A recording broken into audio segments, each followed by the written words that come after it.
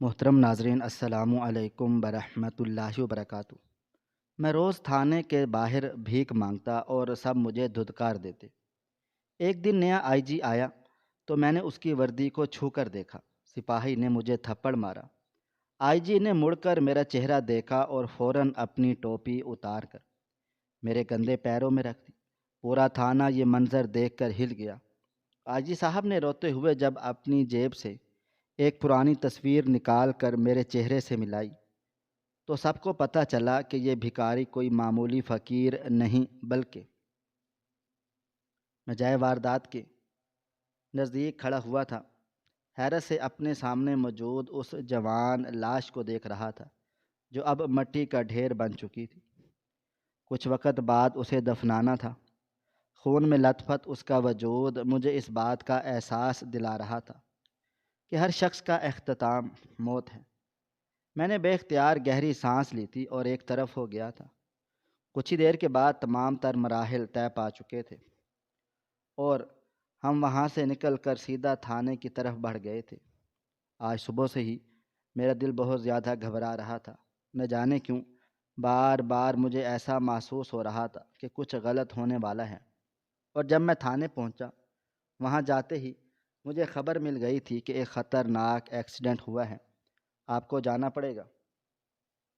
اور جب میں وہاں پہنچا اور ایک جوان لڑکے کو اس حال میں دیکھا، مجھے وہ وقت یاد آ گیا جب میری زندگی پوری تبدیل ہو گئی تھی۔ میں خاموشی سے تھانے کے اندر موجود اپنے کمرے میں بیٹھ گیا تھا۔ لمحہ لگا تھا اور میں ماضی کے اس دور میں کھڑا ہوا تھا جس کے بارے میں سوچ کر آج بھی میری روح کانپ جاتی ہے۔ میری عمر محض 18 سال تھی۔ بالکل لا ابالی وقت میں اپنے کمرے میں لیٹا موبائل فون استعمال کر رہا تھا۔ آنکھوں میں چمک، ہونٹوں پر مسکراہٹ اور ہاتھوں میں تیزی تھی۔ میں اپنی محبوبہ سے بات کر رہا تھا۔ دل اتنا روشن تھا کہ میں اپنی کیفیت کسی کو بتا نہیں سکتا تھا۔ ابھی کچھ ہی دیر گزری تھی جب باہر سے اچانک میری چھوٹی بہن کے چیخنے کی آواز آئی تھی۔ میں ہر شے بھول گیا تھا، کس سے بات کر رہا ہوں، کیا بات کر رہا ہوں۔ مجھے بس اگر کچھ یاد تھا تو اب اپنی بہن کی چیخ یاد تھی۔ میں ہر چیز فراموش کیے باہر آیا تھا اور اگلا لمحہ جان نکال دینے والا تھا۔ میرے بابا زمین پر اوندھے منہ پڑے ہوئے تھے۔ امی اور بہن انہیں سنبھالنے کی کوشش میں ہلکان ہو رہی تھی۔ میں فوراً سے ان کے قریب چلا گیا تھا اور ان کا چہرہ پکڑ کر تھپ تھپایا تھا، لیکن پورا وجود ٹھنڈا پڑ چکا تھا۔ انہیں میجر ہارٹ اٹیک آیا تھا، لیکن اب بھی میں ہمت نہیں ہارا تھا۔ میں اتنی آسانی سے اپنے باپ کو کھونا نہیں چاہتا تھا۔ میں نے فوراً باہر موجود راشد بھائی کا رکشہ لیا تھا اور بابا جان کو لے کر کارڈیالوجی پہنچ گیا تھا، لیکن وہاں جانا بھی بیکار ثابت ہوا تھا کیونکہ وہاں پہنچتے ہی مجھے بتا دیا گیا تھا کہ آپ کے والد اس دنیا میں نہیں رہے ہیں۔ ان لوگوں کی بات سن کر ایسا لگتا تھا جیسے آسمان میرے سر پر گر چکا ہو، قدموں تلے سے زمین نکل گئی ہو۔ ایک 18 سال کا لڑکا جس نے ابھی دنیا جینا شروع ہوئی کی تھی، اس کا باپ اس دنیا سے چلا گیا تھا۔ میں بالکل تنہا تھا۔ میرے ساتھ صرف راشد بھائی تھے۔ وہ میرے کندھے پر ہاتھ رکھتے ہوئے ہمت سے بولے، حوصلہ کرو بھائی، یہ سب رب العالمین کے فیصلے ہیں، میں اور تم کچھ نہیں کر سکتے۔ لیکن میرے پاس کوئی جواب نہیں تھا۔ میں بے یقینی سے ڈاکٹر کی شکل دیکھ رہا تھا جو نہ جانے کیا کچھ بول رہے تھے اور مجھے کچھ بھی سمجھ میں نہیں آ رہا تھا۔ اچانک ہی میری ماں کی آواز مجھے سنائی دی تھی۔ وہ میری بہن کے ساتھ ہسپتال آ گئی تھی۔ ان کی آواز سنتے ہی میں نے ضبط سے آنکھیں بند کی تھیں اور خود کو سنبھالا تھا۔ میں نے پلٹ کر دیکھا، امی روتے ہوئے میرے قریب آ گئی تھی اور تڑپ کر بولی، کیسے ہیں تمہارے بابا؟ انہیں ہوا کیا ہے؟ اچانک سے جب کہ میں بنا کچھ بھی بولے ان کے گلے سے لگ گیا تھا۔ میرا ضبط اب ٹوٹ چکا تھا۔ بے شک میں ایک لڑکا تھا، بابا جان کا بیٹا تھا۔ مجھ پر یہ زیب نہیں دیتا تھا کہ میں اپنی ماں کے سینے سے لگ کر اس وقت روں، لیکن میری ہمت ٹوٹ گئی تھی۔ مجھے روتا ہوا دیکھ امی تڑپ کر بولی، کیا ہوا ہے؟ تم کیوں رو رہے ہو؟ خدا تعالیٰ رحم کریں گے، تمہارے بابا کو کچھ نہیں ہوگا۔ پریشانیاں آنے جانے والی شے ہیں، جلد چلی جائیں گی۔ جب ڈاکٹر بے اختیار بولا، محترمہ آپ کے شوہر اس دنیا میں نہیں رہے۔ یہ سننا تھا کہ امی کی بے اختیار چیخ بلند ہوئی تھی اور وہ مجھ سے دور ہو کر ڈاکٹر سے پوچھنا چاہتی تھی، لیکن میں نے انہیں جکڑ لیا تھا۔ ابھی ان کا دور ہونا ان کے لیے خطرناک ثابت ہو سکتا تھا۔ وہ بری طرح مجھ سے اپنا آپ چھڑانے کی کوشش کر رہی تھی، لیکن میں نے انہیں سختی سے تھام لیا تھا۔ چند لمحوں بعد جب وہ سنبھل گئیں تو میں نے ان کا حال دیکھا تھا۔ وہ بالکل نڈھال ہو چکے تھے، چہرہ بالکل بجھ گیا تھا، ایسا لگتا تھا جیسے وہ ایک اجڑی ہوئی عورت ہو، اور حال اس سے بھی بدتر تھا۔ میں نے اب اپنی بہن کی طرف دیکھا تھا جو زمین پر بالکل سن ہو کر بیٹھی ہوئی تھی۔ میں فوراً اس کی طرف بڑھا تھا اور اس کو سنبھالنے کی کوشش کی تھی، لیکن اس کنڈیشن بہت زیادہ خراب ہو چکی تھی۔ ہاتھ لگانے کی دیر تھی کہ وہ بے اختیار بے ہوش ہو گئی تھی۔ ڈاکٹر نے فوراً اس کی نس وغیرہ چیک کی تھی اور فوراً اسے ایمرجنسی وارڈ کی طرف لے جانے کا اشارہ کیا تھا، جبکہ میں اب حیرت سے ڈاکٹر کی کارروائی دیکھ رہا تھا۔ میں کچھ کہتا اس سے پہلے ہی ڈاکٹر صاحب بولے، ہمیں لگتا ہے آپ کی بہن کو بھی ہارٹ اٹیک آ گیا ہے، ٹھہر جائیں، ہم اس کا چیک اپ کر لیتے ہیں۔ جبکہ میں ایسا ہو گیا تھا جیسے کاٹو تو بدن میں لہو نہیں۔ میری بہن بابا جان سے بہت پیار کرتی تھی۔ میرا دل اب دھیرے دھیرے دھڑکنا لگا تھا۔ امی بھی ساکت آنکھوں سے ڈاکٹر کی بات سن رہی تھی۔ فوراً اسے ایمرجنسی میں لے گئے تھے۔ دل ایسا ہو رہا تھا کہ ابھی پھٹ جائے گا۔ وہ ایک 17 سال کی لڑکی تھی، اس کو ہارٹ اٹیک، یہ خیال آتے ہی میرا اپنا دل بھاری ہونا شروع ہو گیا تھا۔ اور ٹھیک 10 منٹ بعد ڈاکٹر اسی بجھے ہوئے چہرے اور جھکے ہوئے کندھوں کے ساتھ میرے سامنے کھڑے ہوئے تھے۔ میں کچھ کہتا ہوں اس سے پہلے ہی وہ میرے کندھے پر ہاتھ رکھتے ہوئے بولے، بیٹا حوصلہ کرنا، یہ سب اللہ تعالیٰ کی طرف سے ہے۔ ہم سب لوگ حیران و پریشان ہیں ایسا کیوں ہوا، لیکن یہی حقیقت ہے، تمہاری بہن بھی اس دنیا میں نہیں رہی۔ باپ کا صدمہ وہ برداشت نہیں کر پائی اور خالق حقیقی سے جا ملی ہے۔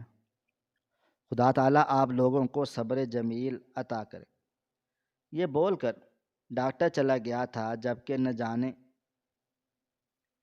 میں کچھ نہ بول پایا تھا اور نہ ہی امی۔ ہم دونوں کی آنکھیں خشک ہو گئی تھیں۔ ہم بس خاموشی سے اس ایمرجنسی وارڈ کو دیکھ رہے تھے جس نے ہمارے گھر کے 2 فرد آنکھوں ہی آنکھوں میں نگل لیے تھے۔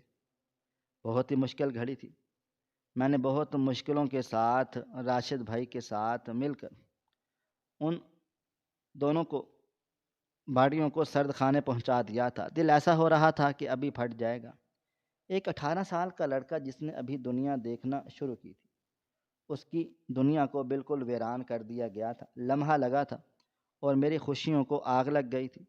مجھے کچھ سمجھ نہیں آ رہا تھا، میں کیا بولوں، کیا کروں۔ بس ایسا لگتا تھا جیسے میں ایک صحرا میں کھڑا ہوں اور میرے پاس سایہ نہیں رہا۔ میں بالکل تنے تنہا ہو چکا ہوں۔ باپ کا جانا اور پھر بہن کا بھی اسی وقت ختم ہو جانا مجھے بالکل توڑ چکا تھا۔ میں سرد خانے کے باہر بالکل بے جان حال میں بیٹھا ہوا تھا۔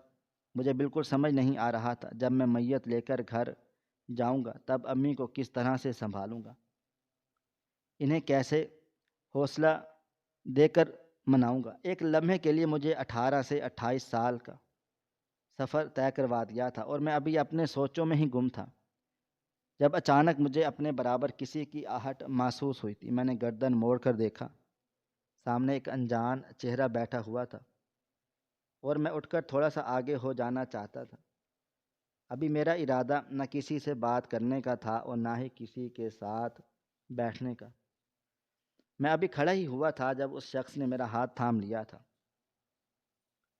میں نے پلٹ کر دیکھا، وہ نرمی سے بولا تھا، بیٹھ جاؤ، میں تم سے ہی بات کرنے کے لیے آیا ہوں۔ اس طرح مجھ سے دور کیوں بھاگ رہے ہو؟ اس آدمی کے کہنے پر میں خاموشی سے بیٹھ گیا تھا۔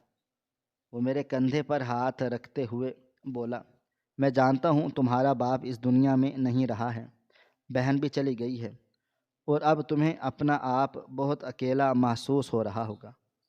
نہ تمہارے پاس اتنے وسائل ہیں کہ اپنے بل بوتے پر اپنے گھر والوں کی تدفین کا انتظام کروا سکو، اور نہ ہی تم میں اتنا حوصلہ ہے کہ تم اپنے باپ اور اپنی بہن کو قبر میں اتار سکو۔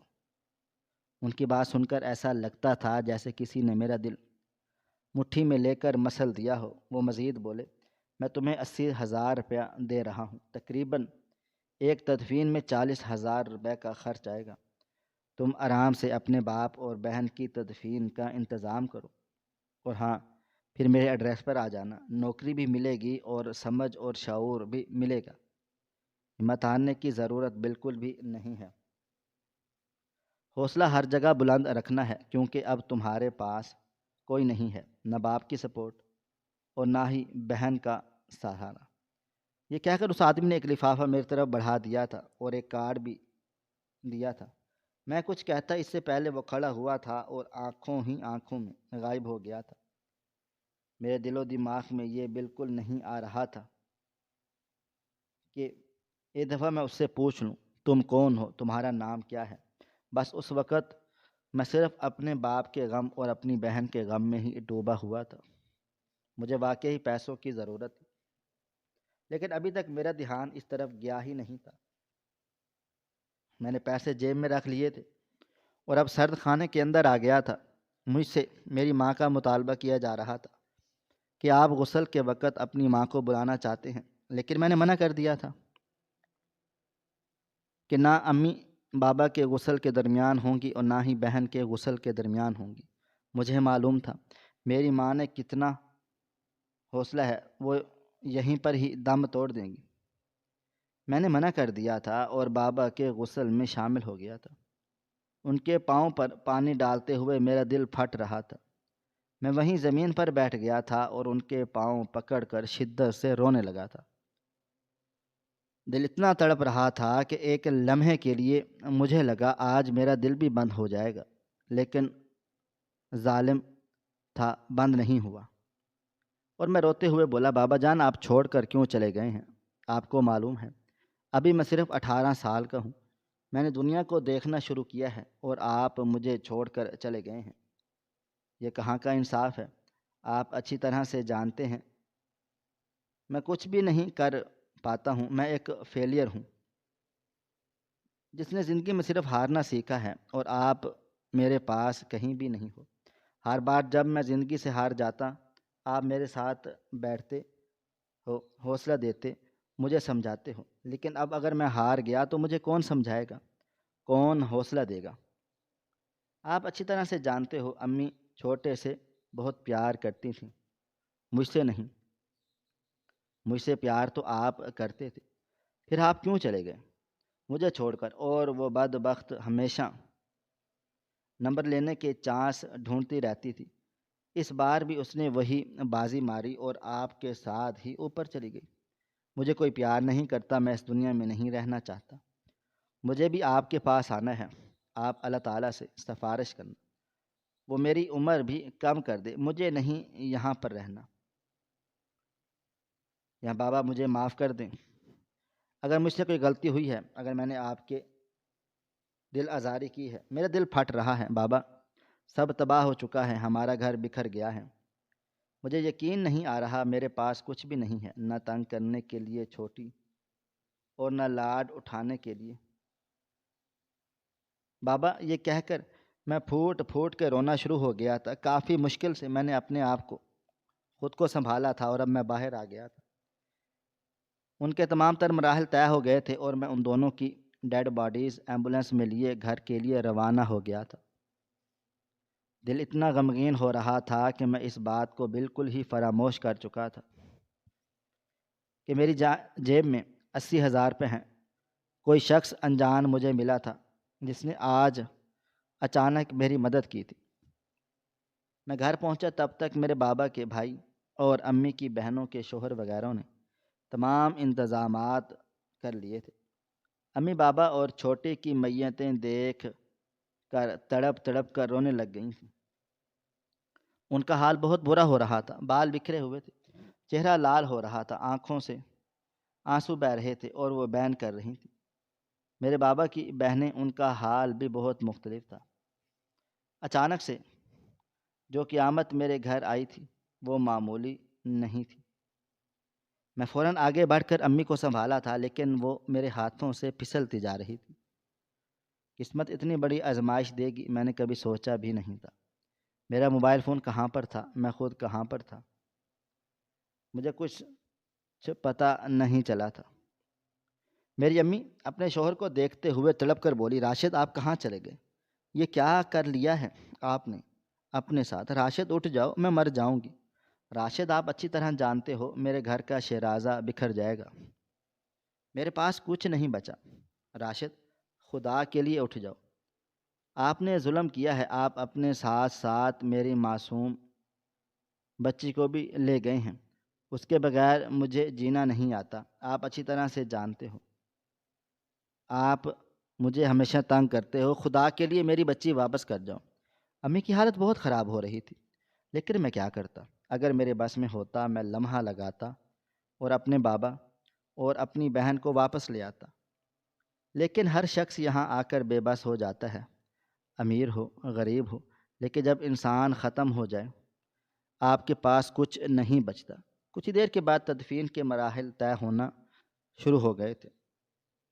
جس وقت ان دونوں کی میت کو کندھوں پر لیا گیا تھا، ہر آنکھ اشکبار تھی، ہر دل غمگین تھا۔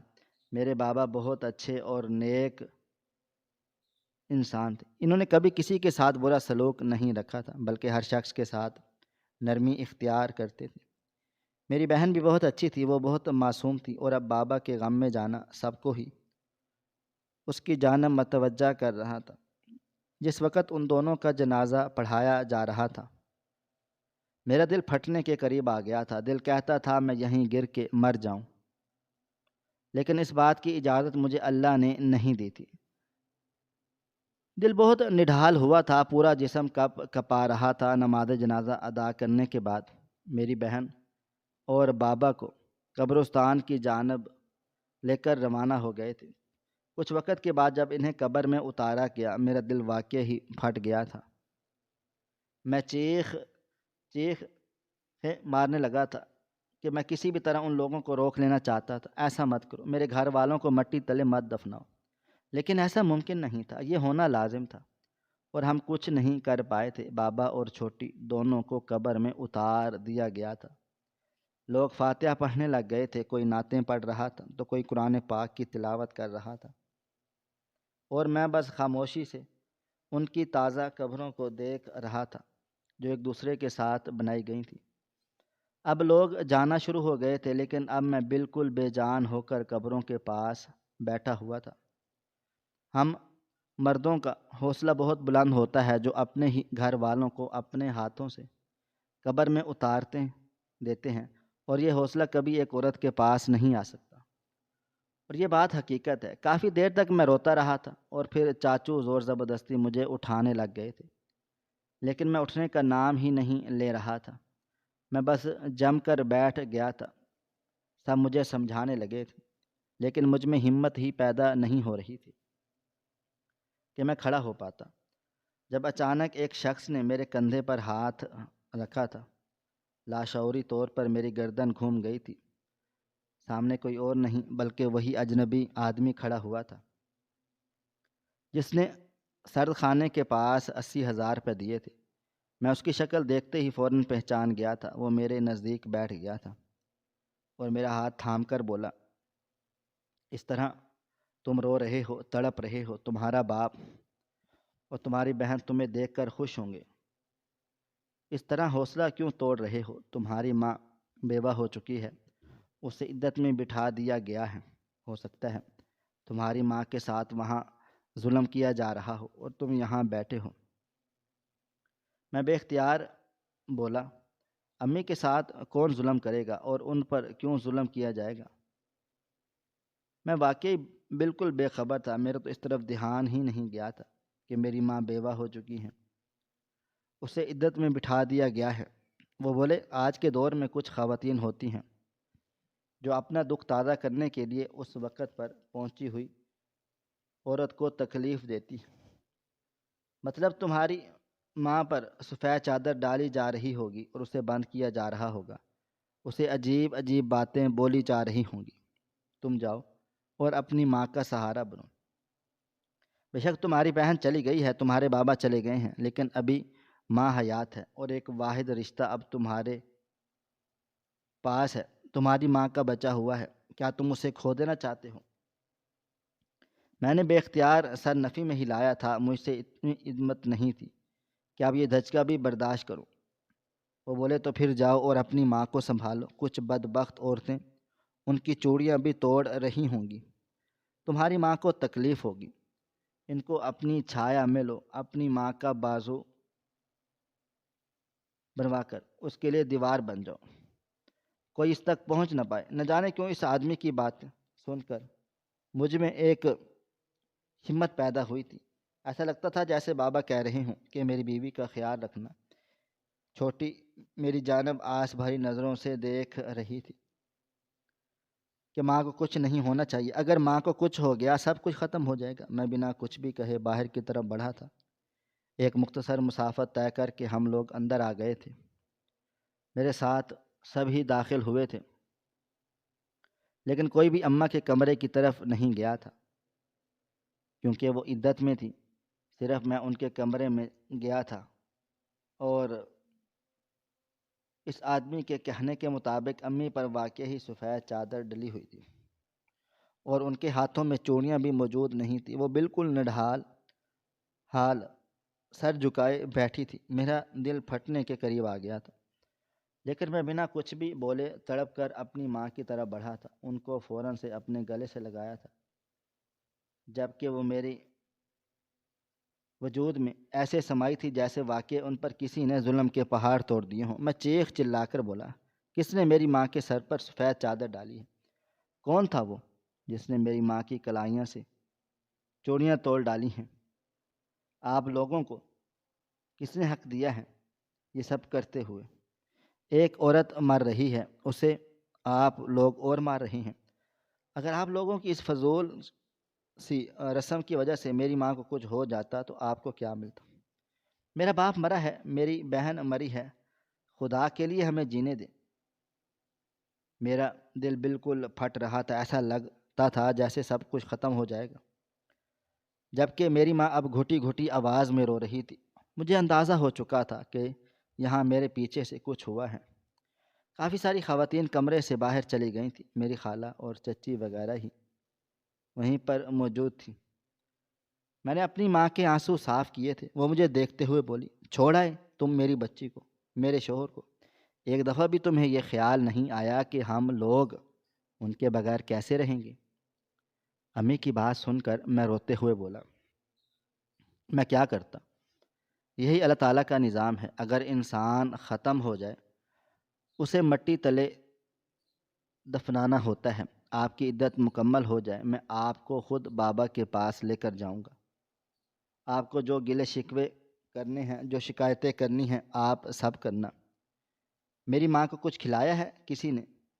چچی فوراً سے بولی تھی کہ کب سے ہم بول رہے ہیں، لیکن انہوں نے ایک نوالہ بھی اپنے منہ میں نہیں ڈالا۔ تم کوشش کر لو اگر بھابھی کچھ کھائیں، نہیں تو ان کی طبیعت کیسے ٹھیک ہوگی؟ تم جانتے ہو انہیں شوگر ہے، ان کا بھوکا رہنا درست نہیں ہے۔ چچی کی بات سن کر میں نے امی کو دیکھا تھا جو بالکل نڈھال ہو رہی تھی۔ میں نے فوراً خالہ کو کھانا لانے کا اشارہ کیا تھا۔ چند لمحے بعد وہ کڑوا کھانا لے کر آئی تھی۔ میں نے نوالہ ان کی طرف بڑھایا تھا تو وہ سر نفی میں ہلا کر بولی، میرے حلق سے کچھ نہیں اترے گا، مجھے کچھ بھی نہیں کھانا، تم جاؤ اور اپنے بابا کو لے کر آ جاؤ۔ بابا کو نہیں لا سکتے تو کم از کم اپنی چھوٹی بہن کو لے آؤ، وہ کیسے ہمیں چھوڑ کر جا سکتی ہے؟ لیکن میں نے ان کی باتیں نظر انداز کیے زبردستی انہیں کھلانے لگا تھا۔ بمشکل انہوں نے 5 لقمے حلق میں اتارے تھے، لیکن مجھے سکون مل گیا تھا کہ کچھ نہ صحیح مگر تھوڑا بہت انہوں نے کھا لیا ہے۔ یہ وقت بہت کٹھن تھا، دھیرے دھیرے لوگ چھٹنا شروع ہو گئے تھے اور صوم کے بعد گھر میں صرف امی اور میں باقی رہ گئے تھے، پورا گھر ویران ہو رہا تھا۔ یہ وقت مجھ پر بہت بھاری تھا، میں بالکل خاموش ہو کر بیٹھا ہوا تھا جب امی میرا ہاتھ تھام کر بے اختیار بولی، کیا سوچا ہے؟ تم نے پڑھائی جاری رکھو گے یا پھر کام کرو گے؟ تمہارے بابا کی کوئی سرکاری نوکری نہیں تھی کہ ان کے مرنے کے بعد پینشن ہمیں ملے۔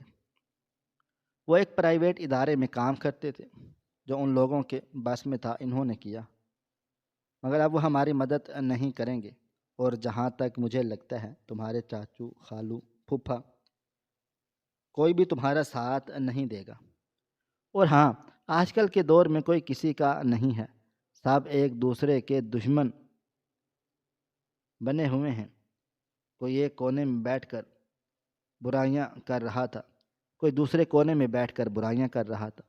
بہتر یہی ہے کہ اپنوں سے مدد لینے کی بجائے تمہیں کچھ اور کرنا ہوگا۔ امی کی بات سن کر مجھے واقعی پریشانی ہوئی تھی۔ ابھی میں پڑھ رہا تھا، 12ویں کے امتحانات دے کر فارغ ہوا تھا اور 13ویں جماعت میں داخلہ لیا تھا، مگر اب مجھے واقعی کام کرنا تھا۔ میں انہیں دیکھتے ہوئے بولا، مجھے نوکری ڈھونڈنے میں تقریباً کوئی 1 مہینہ لگ جائے گا۔ آپ کے پاس پیسے رکھے ہوئے ہیں جس سے گھر کا گزارا ہو سکے؟ وہ سر ہاں میں ہلا کر بولی، اتنی سیونگز موجود ہے کہ میں 1 مہینہ گھر چلا سکتی ہوں، لیکن اس کے بعد بہت زیادہ پریشانی ہو جائے گی، اور آگے اور بھی بہت زیادہ کام کاج ہیں۔ امی کی بات سن کر میں نے کوئی جواب نہ دیا۔ کافی دیر تک وہ مجھ سے باتیں کرتی رہی تھی اور پھر وہیں سو گئی، لیکن میری نیند اڑ چکی تھی۔ اس گھر کی ذمہ داری میرے کندھوں پر آ چکی تھی، گھر کا چولہا بھی جلانا تھا، اپنی پڑھائی بھی جاری رکھنی تھی، امی کی دوائیوں کا خیال بھی رکھنا ہوتا ہے۔ ہر ذمہ داری مجھ پر تھی اور میں اپنی ذمہ داریوں سے اب نظر نہیں چرا سکتا تھا۔ آج 3 دن ہو گئے تھے میں نے اپنی محبوبہ سے بات نہیں کی تھی۔ موبائل فون ہاتھ میں لینے کی فرصت ہی نہیں مل رہی تھی، اور مجھے کسی چیز کی پرواہ بھی نہیں تھی۔ دھیان موبائل فون کی طرف بھی نہیں جا رہا تھا۔ چند لمحے بعد اچانک میرے دل و دماغ میں وہ شخص آیا تھا جس نے سرد خانے کے باہر مجھے 80,000 روپے دے دیے تھے اور قبرستان میں مجھے سمجھایا تھا۔ میں فوراً اپنی جگہ سے کھڑا ہوا تھا اور واشنگ مشین کے پاس چلا گیا۔ کپڑے اتارتے ہوئے میں نے 1 روپیہ باہر نہیں نکالا تھا۔ میں صرف اپنے باپ کی پریشانی میں اتنا الجھا گیا تھا کہ مجھے کسی چیز کی پرواہ نہیں تھی۔ میرے گھر میں ایک نہیں بلکہ 2 موت ہوئی تھی، اور دونوں لوگ ہمارے گھر کے سب سے محبت کرنے والے لوگ تھے۔ انہیں مر کر بھی انسان بھول نہیں سکتا۔ میں نے اپنی پینٹ نکالی، اس کی پہلی جیب میں ہی 80,000 روپے رکھے ہوئے تھے، اور ساتھ وہی کارڈ موجود تھا جو اس انسان نے مجھے دیا تھا۔ بابا جان اور چھوٹے کی تدفین کے تمام تر خرچے بابا کے مالک نے اٹھائے تھے۔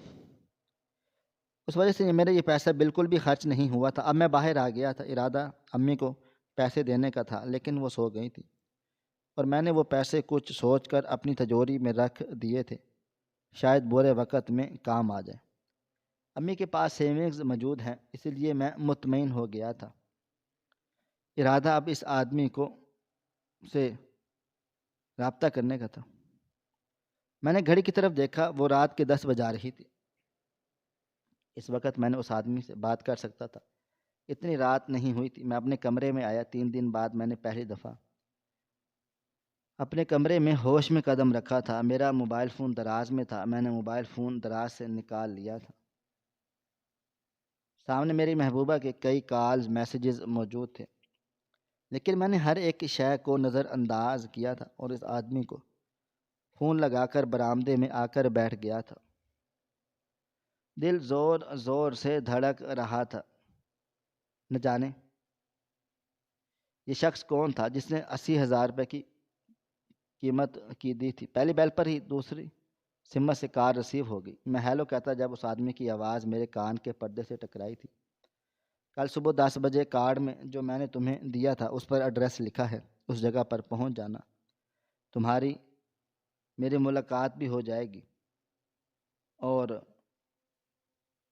مجھے معلوم ہے کہ تم نے 12ویں جماعت تک تعلیم حاصل کی ہے، 13ویں جماعت میں ایڈمیشن لیا ہوا ہے، لیکن یاد رکھو اب تمہیں پڑھائی سے زیادہ نوکری کی ضرورت ہے۔ یقیناً تمہارا دماغ اب بیدار ہوا ہوگا۔ میں جانتا ہوں تمہارا غم کوئی معمولی غم نہیں ہے۔ باپ کا چلے جانا، پھر بہن کا چلے جانا کوئی عام بات نہیں ہوتی۔ بس تم میرے بتائے ہوئے ایڈریس پر آ جاؤ، تمہاری مشکل آسان ہو جائے گی۔ پھر دل ایک لمحے کے لیے خوفزدہ ہوا تھا، کہیں یہ کوئی اغوا کار تو نہیں، لیکن میں نے حوصلہ کیا تھا۔ اگر میں اس طرح ڈرتا رہا اب کبھی بھی زندگی میں آگے نہیں بڑھ پاؤں گا۔ بابا جان کے انتقال کے فوراً بعد ہی مجھے یہ موقع ملا تھا، میں اس موقع کو اب ضائع نہیں کرنا چاہتا تھا۔ وقت کی رفتار نہ کبھی تھم سکی ہے اور نہ کبھی تھم پائے گی۔ پوری رات انہی باتوں کو سوچتے سوچتے بیت گئی۔ میں نے محض اپنی محبوبہ کو ایک میسج کر کے بتا دیا تھا کہ میرے والد صاحب کا انتقال ہو گیا ہے، اور ابھی بہت زیادہ مسائل میں الجھا ہوا ہوں، میں ابھی تم سے بات نہیں کر سکتا۔ تم اپنا خیال رکھنا، وقت پر کھانا کھا لینا، اور مجھے یاد نہیں کرنا۔ میں کچھ دن تک تمہیں نظر نہیں آؤں گا۔ مجھے اپنا گھر سنبھالنا ہے، نوکری سنبھالنی ہے، اس کے بعد میں تم سے بات کروں گا۔ واقعی میں ابھی اپنے حواس میں نہیں تھا، میں کس سے کیا بول رہا تھا، کس سے کیا باتیں کر رہا تھا، مجھے خود معلوم نہیں تھا۔ اگلی صبح کا سورج پوری آب و تاب سے روشن ہوا تھا، اور میں اپنی ماں کو اس بات پر کا حوصلہ دے کر چلا گیا تھا کہ نوکری لگا کر جانتے واپس آ جاؤں گا، لیکن میں جانتا نہ تھا کہ میرے ساتھ کیا ہونے والا ہے۔ میری زندگی آج کس طرح تبدیل ہونے والی ہے۔ میں اس لکھے ہوئے ایڈریس پر پہنچ گیا تھا۔ وہ ایک بہت ہی شاندار آفس تھا۔ میں وہاں پہنچا ہی تھا کہ مجھے فوراً گارڈ اندر لے گئے۔ وہ آدمی سامنے کرسی پر بیٹھا ہوا تھا۔ میں نے فوراً ان کو سلام کیا تھا، جبکہ وہ مجھے کرسی پر بیٹھنے کی ہدایت کرتے ہوئے بولے، میں یہاں تم سے کوئی ہمدردی نہیں کروں گا، جب ہمدردی کرنی تھی میں کر چکا ہوں۔ اب میں تم سے سیدھی اور کڑک زبان میں بات کرنا چاہتا ہوں۔ میں ایک سیکریٹ ایجنٹ ہوں، لیکن اس سے پہلے میں تمہارے باپ کا دوست ہوں۔ ہم دونوں کے درمیان بالکل بھائیوں کے جیسا رشتہ تھا۔ اسے پہلے ہی اندازہ تھا کہ اسے ہارٹ اٹیک ہوگا، اس لیے وہ اس دنیا سے رخصت ہو جائے گا۔ اس نے مجھے یہی بولا تھا کہ جب میں اس دنیا سے چلا جاؤں میرے بیٹے کا خاص خیال رکھنا، وہ بہت ہارس ہے، اسے دنیا کی سمجھ بوجھ نہیں ہے، اسے شے میں ہمیشہ ایک شے سمجھاتا آیا ہوں۔ اگر میں چلا گیا تو اسے ایک اچھی جگہ پر پہنچا دینا۔ تمہارے باپ کی خواہش تھی تم قانون کے رکھوالے بنو۔ میں نے تمام تر معاملات حل کر لیے ہیں، تمہیں اب پولیس میں آنا ہوگا، بولو منظور ہے؟ میرے پاس کوئی جواب نہیں تھا، میرے ہاتھ بالکل خالی تھے۔ میں سر جھکا کر بولا، لیکن میرے گھر کو ابھی میری ضرورت ہے، یہاں پر ٹریننگ ہو کے اور اس کے بعد بھی مجھے ایک عہدہ ملے گا، تعلیم حاصل کرنی ہوگی، لیکن ابھی مجھے میرا گھر چلانا ہے، میں کیا کروں؟ میری بات سن کر وہ بولے، اس کی بات کی پرواہ تم مت کرو، ہر مہینے تمہیں تمہاری تنخواہ مل جایا کرے گی، تمہیں صرف وہ کرنا ہے جو میں کہوں۔ ان کی بات سن کر میرے سر سے پانی تھا، لیکن مجھے تھوڑا سا افسوس بھی ہوا تھا کہ محض ایک دفعہ میرے وجود پر موجود اس وردی کو دیکھ لیتے۔ انہوں نے مجھے اس مقام تک پہنچانے کے لیے کتنی جدوجہد کی تھی، لیکن انہوں نے مجھے دیکھا ہی نہیں تھا۔ اس درمیان میری محبوبہ مجھے چھوڑ گئی تھی، کیونکہ میں اسے وقت نہیں دے پایا تھا۔ مجھے اس بات کا بھی احساس ہوتا تھا کہ اپنی پریشانیوں کے درمیان مجھے اسے بھی یاد رکھنا چاہیے تھا، لیکن میں کیا کرتا؟ میری اپنی پریشانی اتنی زیادہ تھی کہ میں اسے بھول بیٹھا تھا، اور اب وہ اپنی زندگی سنوار چکی تھی، ایک بچے کی ماں تھی، مجھے سے کوئی فرق نہیں پڑا تھا، یہ اس کا اپنا نصیب تھا، میں کیا کر سکتا تھا؟ وقت کی رفتار نہ کبھی تھم سکی ہے اور نہ کبھی تھم پائے گی۔ وقت گزرا تھا اور اب میں آئی جی کے عہدے پر فائز ہو گیا تھا۔ لیکن آج اس لڑکے کو اس حال میں دیکھ کر مجھے میرا ماضی یاد آ گیا تھا کہ میں بھی اس وقت سے گزرا ہوا ہوں، لیکن میں نے اپنے قدم ڈگمگانے نہیں دیے تھے بلکہ خود کو سنبھال لیا تھا، اور آج ایک اچھے گھر، ایک اچھی گاڑی اور ایک اچھی نوکری پر فائز ہوں۔ لیکن آج بھی مجھے وہ شخص شدت سے یاد آ رہا ہے جس نے مجھے یہاں تک پہنچانے کے لیے بہت کچھ کیا تھا۔ آج کے دور میں ایسی وفاداری کہاں ملتی ہے؟ آج کے دور میں اگر دوست مر جائے تو اس کے بچوں سے، اس کے خاندان سے کسی کو کوئی سروکار نہیں ہوتا۔ دوست ختم ہو گیا ہے تو تعلق بھی ختم ہو گیا ہے۔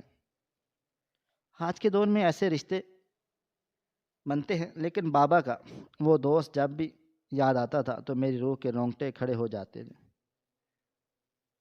اور وقت تو تیزی سے گزرا تھا۔ 2 مہینے بعد مزید 2 مہینے بیت گئے۔ آج معمول کا دن تھا۔ امی کو خدا حافظ بول کر میں آفس کے لیے روانہ ہو گیا۔ امی اکثر مجھ سے کہتی تھیں کہ تم شادی کر لو، لیکن میں انہیں منع کر دیتا تھا کہ شادی میں کیا رکھا ہے، شادی کر کے مجھے کیا حاصل ہوگا، صرف اور صرف ذہنی اذیت۔ میں اکیلا ٹھیک ہوں۔ جبکہ امی کہتی تھیں پاگل ہو چکے ہو تم، اتنے اچھے عہدے پر فائز ہو، خاندان کی ہر لڑکی تم سے شادی کرنے کے لیے تیار ہے، پھر تم کیوں منع کرتے ہو؟ لیکن میرے پاس ان باتوں کا کوئی جواب نہیں تھا، کیونکہ میں ابھی شادی نہیں کرنا چاہتا تھا۔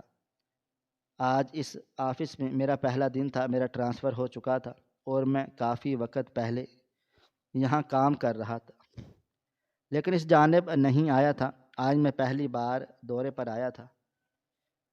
ایک جھٹکے سے گاڑی رکی تھی اور میں گاڑی سے پوری شان سے باہر آیا تھا جب اچانک ایک بھکاری کی آواز میرے کان کے پردے سے ٹکرائی تھی، صاحب کچھ دے دو۔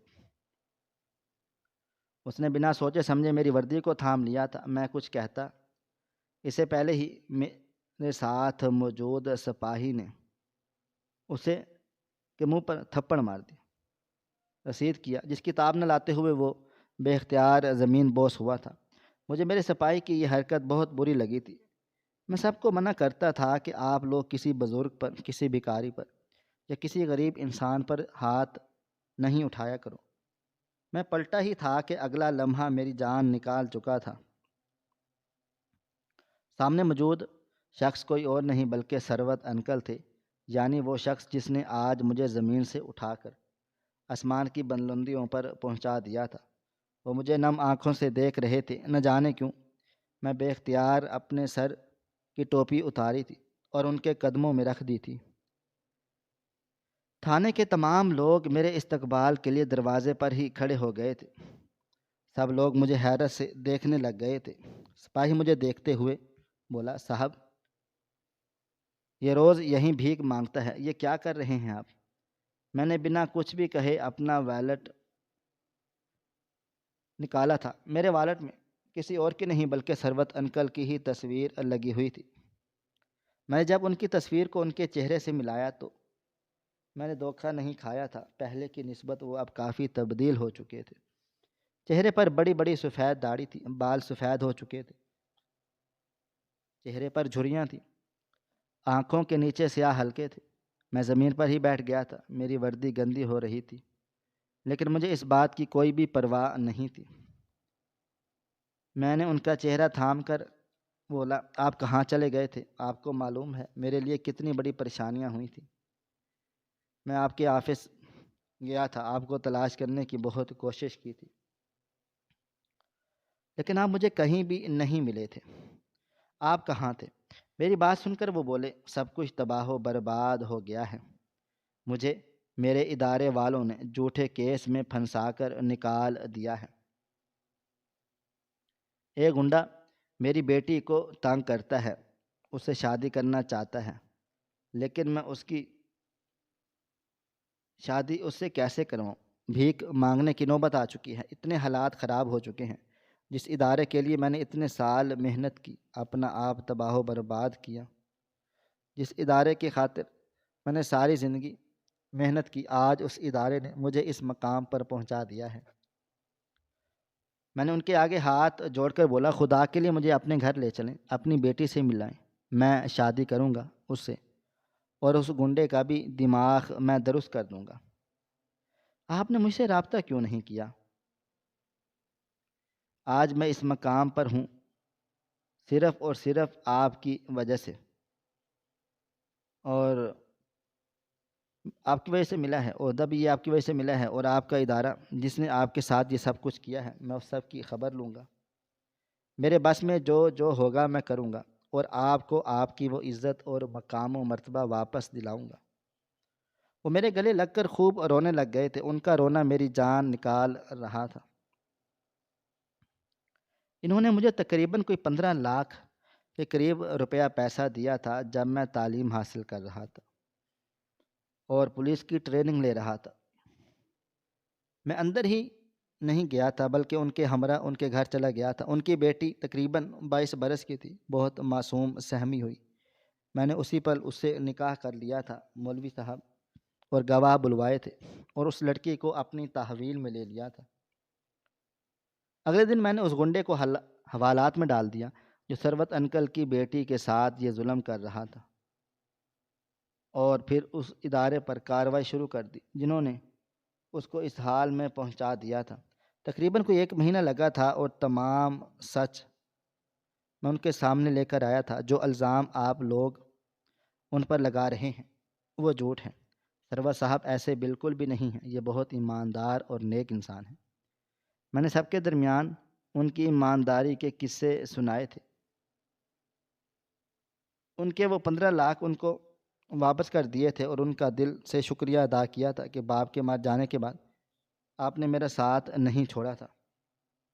حالانکہ آپ دونوں محض دوست تھے، مگر اس کے باوجود آپ نے مجھے اپنی اولاد سے بڑھ کر پیار دیا۔ وہ 15 لاکھ روپے ان کے لیے بہت کام آئے تھے۔ انہوں نے ایک کاروبار شروع کر لیا تھا جس میں اب وہ ترقی کر رہے ہیں۔ میں اپنی بیوی کے ساتھ بہت زیادہ خوش ہوں۔ مجھے ایک بہت ہی نیک اور اچھی بیوی ملی ہے جو میرا اور میری بیوی کا خیال رکھتی ہے اور ہماری ہر تکلیف کو سمجھتی ہے۔ میں بھی اس کی ہر تکلیف کو سمجھتا ہوں۔ اسے کبھی بھی چیز کی پریشانی نہیں ہونے دیتا۔ انسان کا فرض ہے کہ اپنے ساتھ موجود لوگوں کی قدر کرے، ان کی پرواہ کرے، انہیں تکلیف نہ پہنچائے۔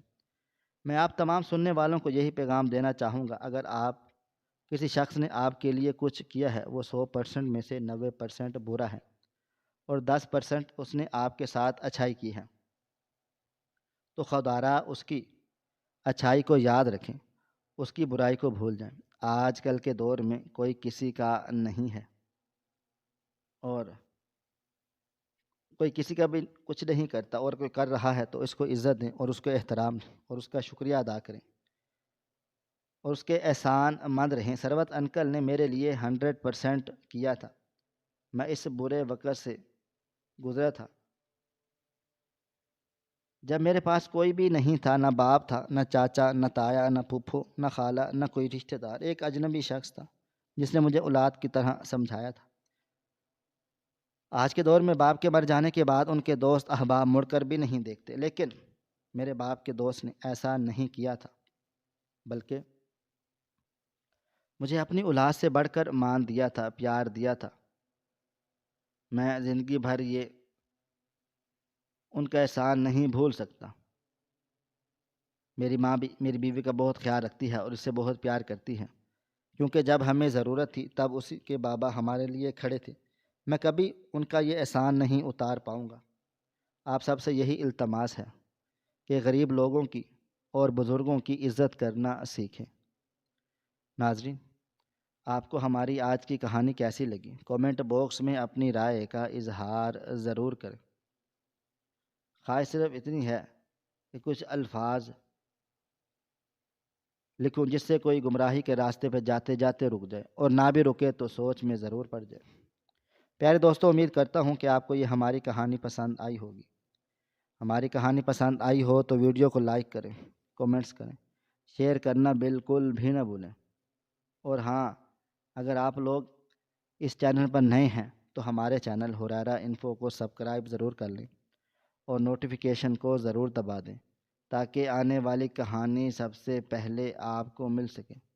ملتے ہیں کل ایک نئی اور دلچسپ کہانی کے ساتھ، تب تک اپنا ڈھیر سارا خیال رکھیے گا۔ اللہ حافظ۔